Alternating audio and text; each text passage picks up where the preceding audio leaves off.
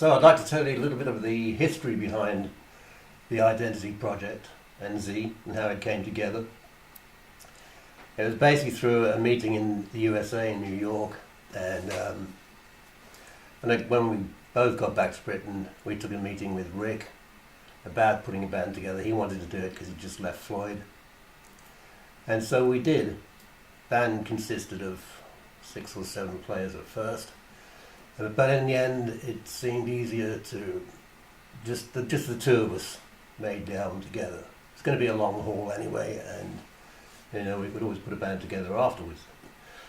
So that's how the band, unnamed at the time, but Z, came together, and then ended up being Rick and myself. And so the next process was just to get on with writing, writing this album, Identity, which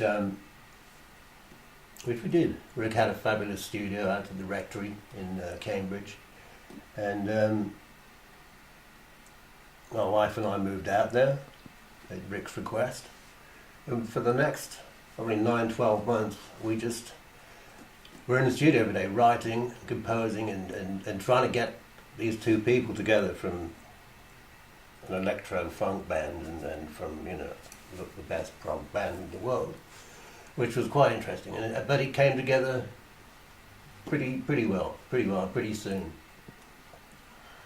And then we started writing, and of course the Fairlight came into play at that time because it was probably the biggest and the newest toy on the market. So, fuck. Carry on. It's a shame. Can we cut into these? Yeah, we can. I'm going to do some cutaways, so keep going. Okay. So the Fairlight came into play. Yeah, the Fairlight came. Right.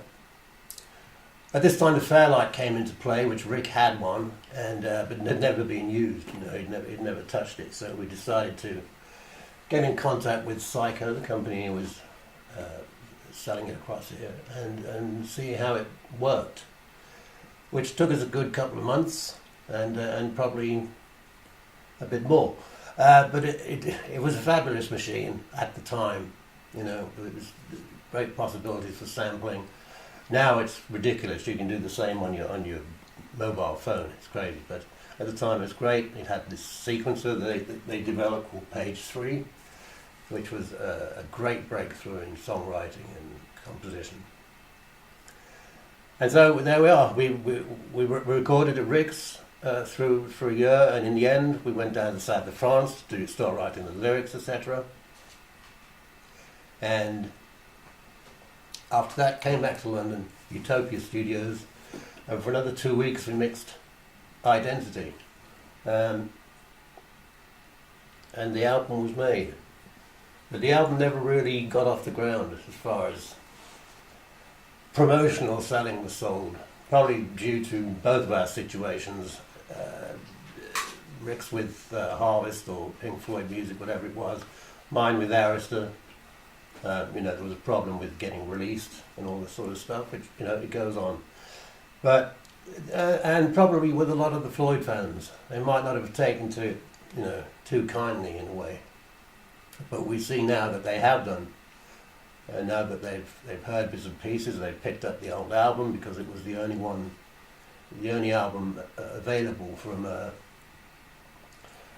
solo Pink Floyd player, but not in a digital format. So that's what we've done.